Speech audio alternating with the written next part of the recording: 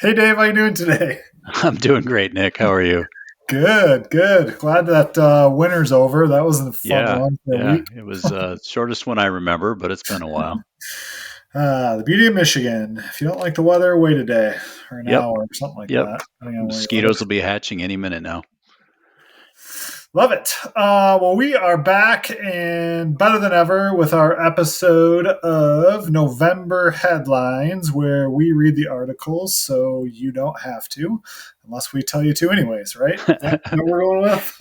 Well, hopefully people will go read the ones that we point out and recommend. There you go. There you And go. ignore the ones that we tell them not to. Right.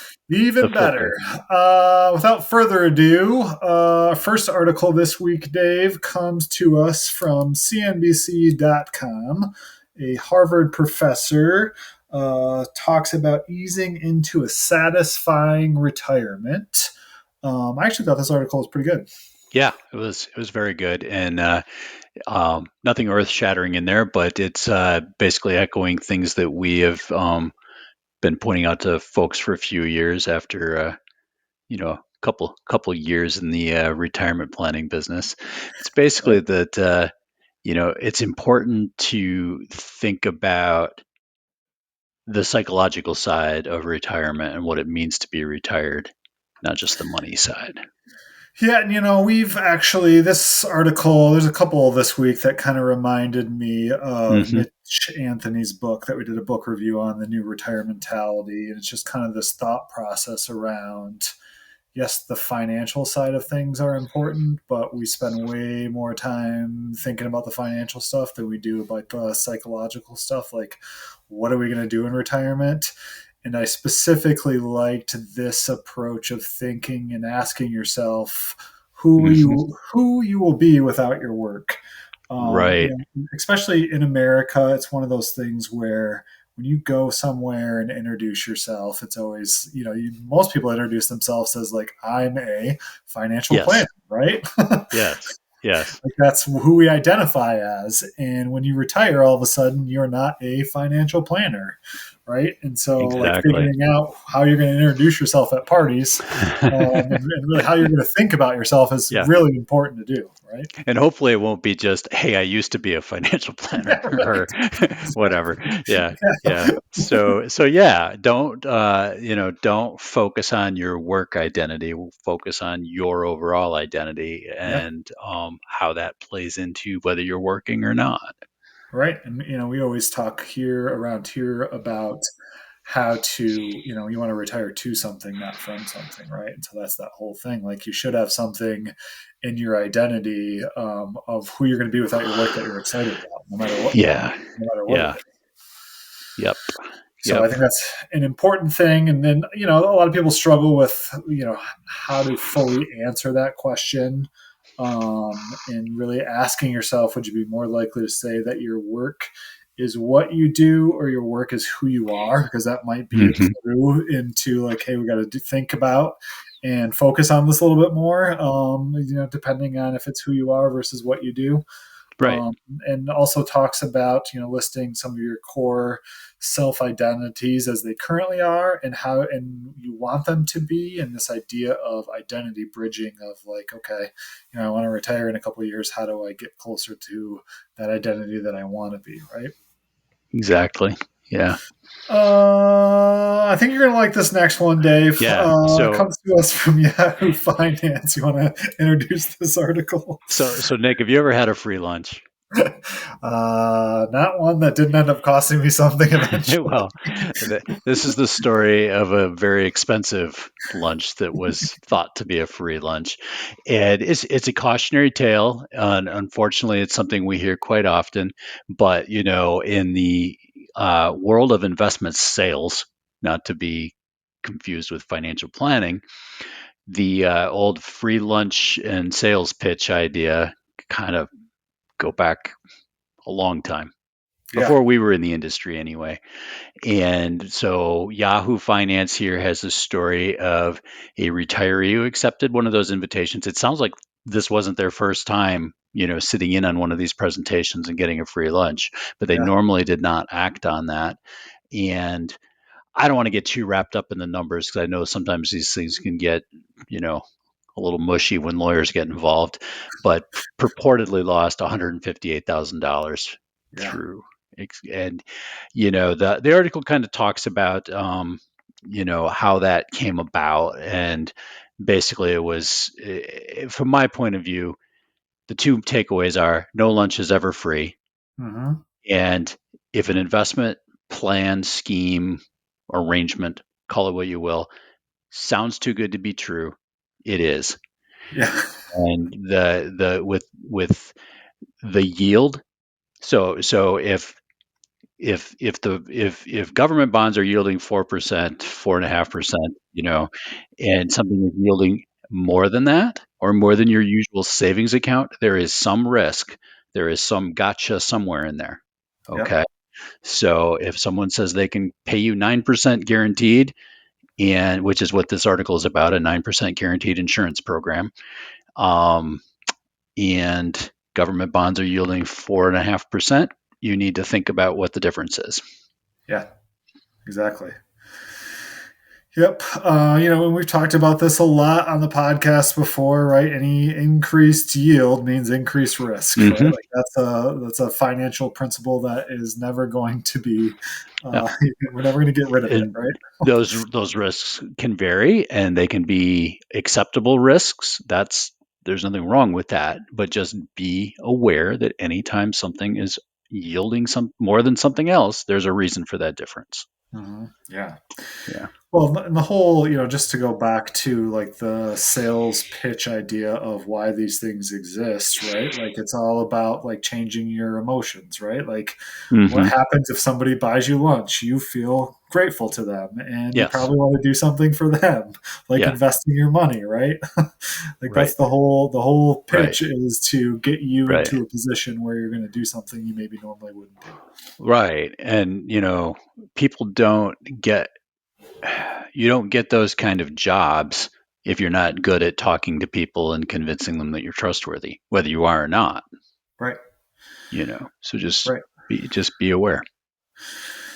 Indeed. Beware. All right. Our next article comes to us from Kiplinger about planning your retirement, what not to do. And so this article, there was four headline retirement planning mistakes, if you will.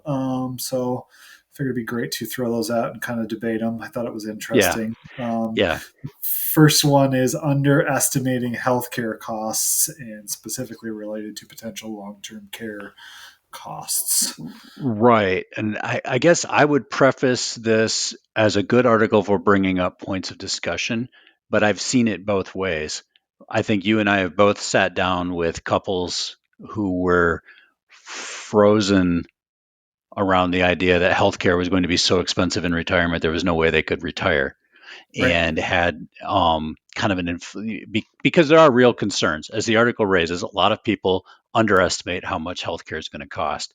The bottom line is healthcare is a tough thing to wrap your mind around because you don't know what you're going to need. Your health is going to change during retirement, and we've all gotten used I shouldn't say we all, but a lot of Americans have gotten used to the idea of healthcare as something provided to you by your employer.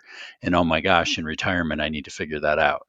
Yeah, for sure. So, um, so And I you think do need that's to. fairly, yes, you need to pay attention to it, but also Mhm. like, I wouldn't say it's gonna like make or break as it's made out to be, right? Like, Right, and I right. think that, one of the things that we do internally in our retirement plans is we break out health insurance costs because inflation Hmm. has been much higher in health insurance costs than it has been for general goods and services across the board Right, for right, quite some time. We want to make sure we're right. accounting for that, but we're also not like planning worst case scenario of like major health events on a constant basis either, right? And Yes, so there's some give and take there for sure. yes.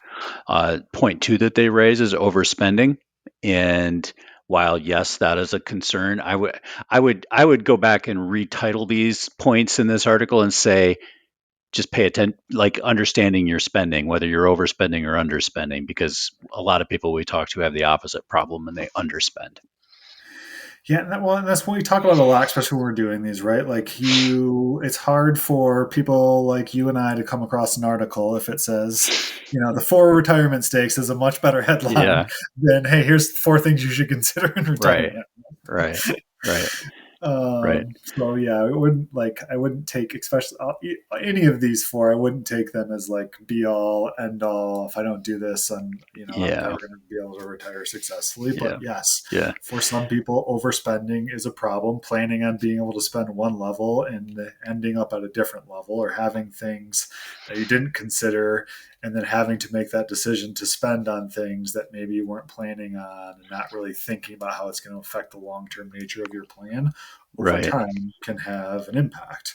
Right. We've talked about it before. A lot of our clients are the opposite way, where they're so worried about overspending that they end up underspending quite a significant margin. And so it does work both ways, like you said. Yeah. Yeah. Let's see. Point number 3, they talk about taking Social Security benefits too early. And, yeah, I do think most people have it in their heads that they should start Social Security soon after retirement. Although I think every year, we talk to more people who are more apt to delay Social Security. Yeah. And I also, again, we joke that if you ask us a question, you'll never get a straight answer. And for a lot of retirees or pre-retirees, just assuming you should delay Social Security isn't necessarily the right answer either. Right. Lots of caveats. We've talked about them numerous times on this show. But what are your goals? What are your other sources of income? How's your health? There's lots of things we need to talk about before we just assume you should delay Social Security until 70, but the math Yeah. does generally work out that way. Yeah, I would look at changing this one to like making a social security decision without thinking of the Right, ramifications, right? right, right, right. Yeah, And then the last one, miscalculating your required minimum distribution. This one's actually changed a little bit recently, where it used to be a 50% penalty for not correctly taking out your required minimum distribution, although in practice, it was pretty rare. I've never actually seen anybody pay the I penalty. have not either. But apparently it does happen, where now it's more of a, well, don't quote me exactly, but is it like 20% or something I now, think it's going down to depending on when 10%. yeah. And Yeah, so it's probably more likely that that penalty gets assessed nowadays, as opposed to self correcting and getting right. away with it. But hard to say exactly what stance the IRS is going to take on that. But either way, it's a penalty that can be easily avoided, and you definitely should not only make sure that you calculate it correctly, but also think sooner rather than later about what impact required minimum distributions are going to have on your overall Yep. plan, and do some tax planning. When you still have an option, right? Like once you hit 73, your tax planning options are limited because you're already, baked into having to take that amount. Right.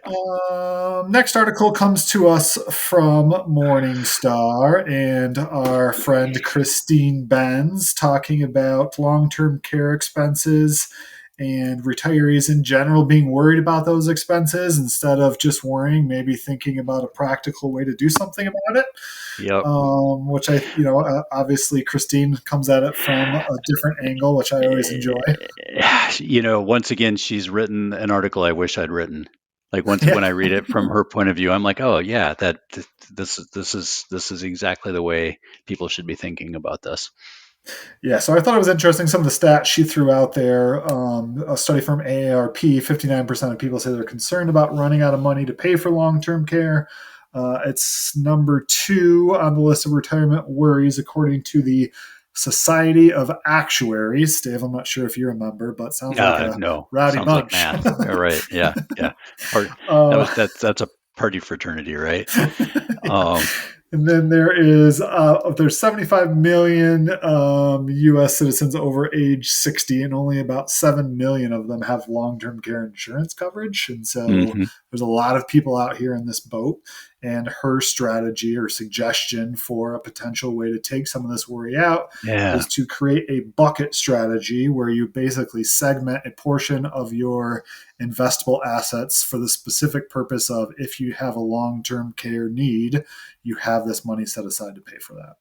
Yeah, I thought this was a really good, useful way to help people think about this because we've seen this become a paralyzing discussion, right? Yeah. Back to the idea we mentioned a few minutes ago of a lot of our clients underspend. One of the reasons they underspend is they just fear that they've got this big unquantifiable potential expense out there in long-term care.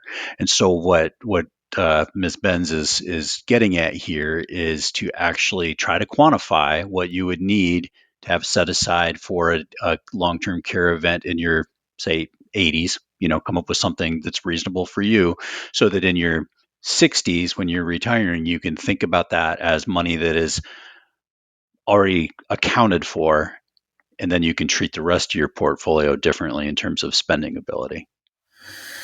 Yeah, and it's one of those things where we talk about it a lot, like practically, it probably like mathematically, it's maybe not the best way to do it, but it helps to think about it in those terms because it allows you to then not Hmm. worry about where you're at in terms of the money that you have and being able to spend it for that fear factor, right? So Right. segregating it helps you segregate it in your mind so you feel better about spending from some of the other buckets that you have.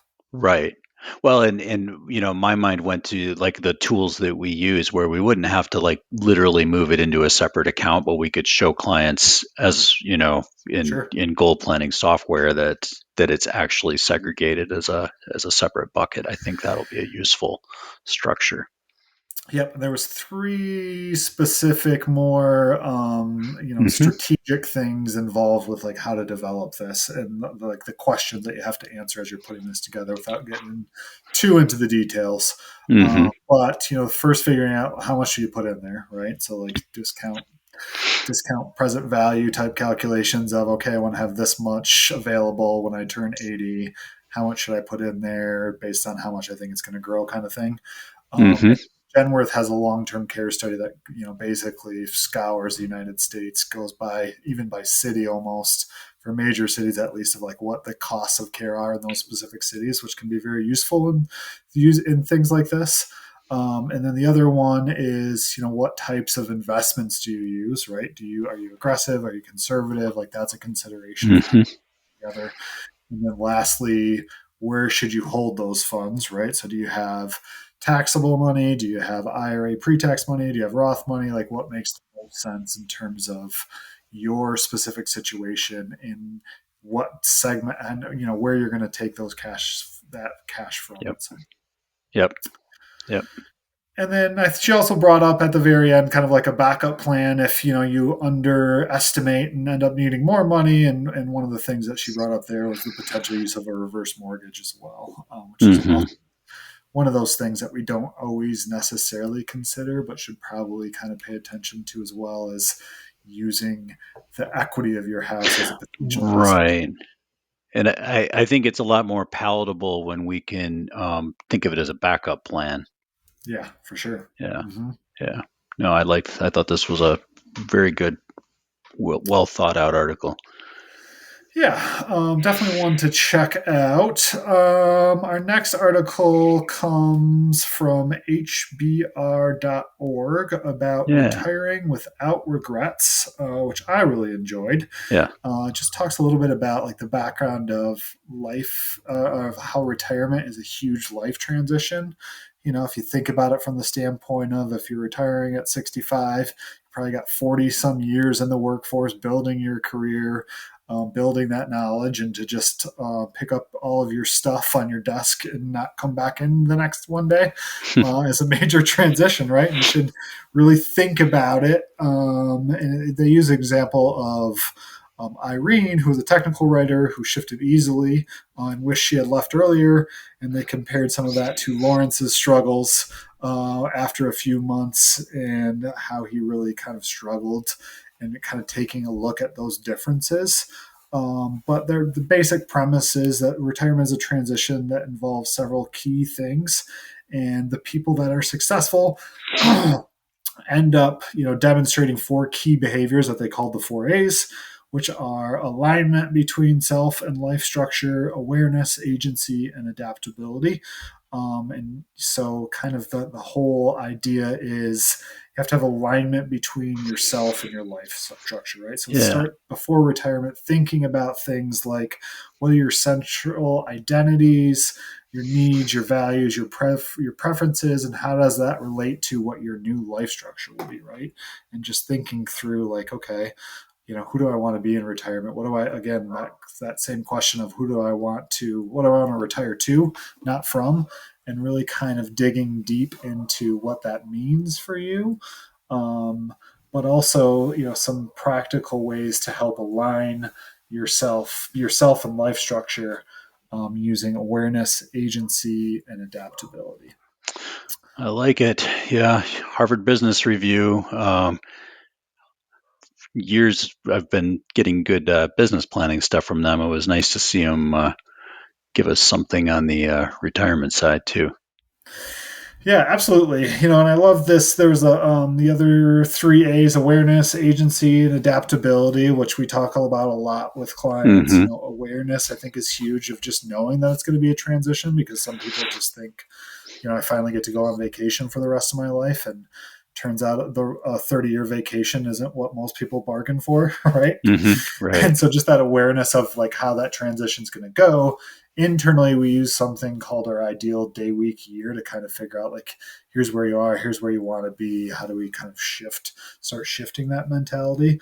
Which I think is interesting, right? And like just actually thinking through, like, when I retire, what does my actual week look like? What do my days look like? What do my years look like? Because a lot of times, the goal is, hey, I want to play golf. Well, there's only so much golf you can play, right? Mm-hmm. I'm thinking through and being critical about that, and then taking control, and then also adaptability, which I think is huge, which we deal with a lot, which is there's lots of different potential retirement planning out there, but no matter how much planning you do, you're always going to have to adapt because change is inevitable, right? You might have the best laid plans, but you're still going to have life come in and screw them up, tear them up every couple of years or so, and just being ready and willing to accept that, and also Yeah. really thinking through, like, I love this idea of like listing two different events, one good and one bad, and just thinking through like how that's going to affect your life structure and what resources you have to kind of solve that. I think it's super helpful to like help your mind go places Yeah. before it has to, Well, right? my favorite part of that was the one good with one bad, because most people, when they want to stress test financial planning, I guess stress by definition is seen as bad, and it's okay. What's our worst case scenario? But you know, as we point out when we run things like Monte Carlo analysis, these extremely good outcomes that we see in the framework of the financial planning software are probably about as likely as the really bad scenarios. Yeah. Everybody focuses on the bad, Yep. For sure. human Yeah. nature. But yeah, I like that. Indeed. All right. Our last article, also on retirement, kind of talks through how the first year of retirement, what studies are showing is that healthy retirees rate their quality of life higher than those still working. But this Hmm. amazing thing happens between year one and year two, and we see there's a low point and a dropping quality of life rating when it comes to retirees, Yeah. and kind of thinking through how, and they actually use a couple of books, the new retire mentality being one of them, about like how to deal with this, right? So what are like four things that you should think about in retirement? Hmm.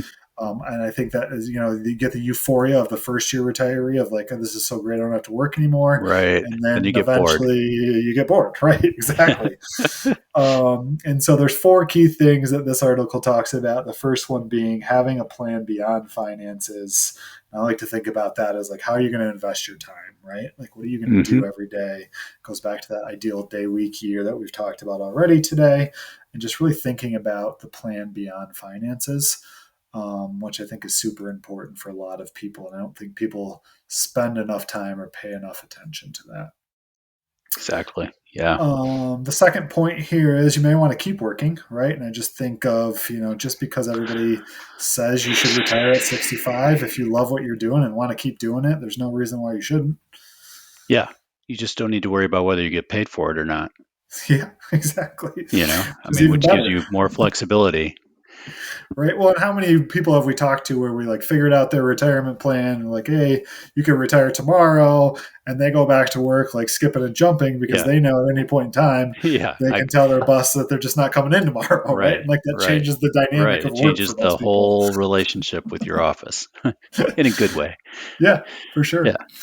And then the third piece of advice was get a hobby or find something you're Hmm. passionate about, right? And like that transition from being passionate into work to being passionate into whatever retirement is, whether, it could still be defined as work or volunteering or what have you, but super important to find a hobby. And it's also, part three really goes into part four, which is getting social, replacing your group, your social, coworkers, the things that you are embedded in work life of like having people to talk to and interact with and having those relationships. How do you replace that? And figuring out having friends and seeing them often. And that relates a lot to having a hobby because it's a great thing to have a hobby, especially a social one where you can, be with like-minded people doing like-minded things at the same Right. time. I think is super important. I think it's one of the reasons why pickleball seems to be all the rage right now, right? Because you got a Yeah. whole bunch of people out there doing the same thing, getting healthy, being Yeah. social, being active. Like They it all checks a hate their lot of the knees. boxes, Yep. right? Yep. So definitely an interesting article to check out and think about as it relates to psychologically getting ready for retirement, right? And not necessarily thinking so much about the financial aspects, but certainly digging more into what you're going to do and how you're going to do it. If you figure out the meaning part, the money will usually fall into line. Funny how that works, but you are Hmm. very correct. So with that, Dave, that is our list of It was a articles for today. it was a good Uh, month for retirement planning literature. yeah, I don't know if like people are getting ready to retire because the end of the year is Yeah. coming, and so that's why they're writing so many articles. But I found it Yeah. very It's useful. good So stuff. as always, to our listeners, if you have an article that you think we should check out, feel free to shoot it to info@srbadvisors.com. We'd love to take a look at it and welcome your feedback. As always, Dave, it has been a pleasure. Thanks, Nick.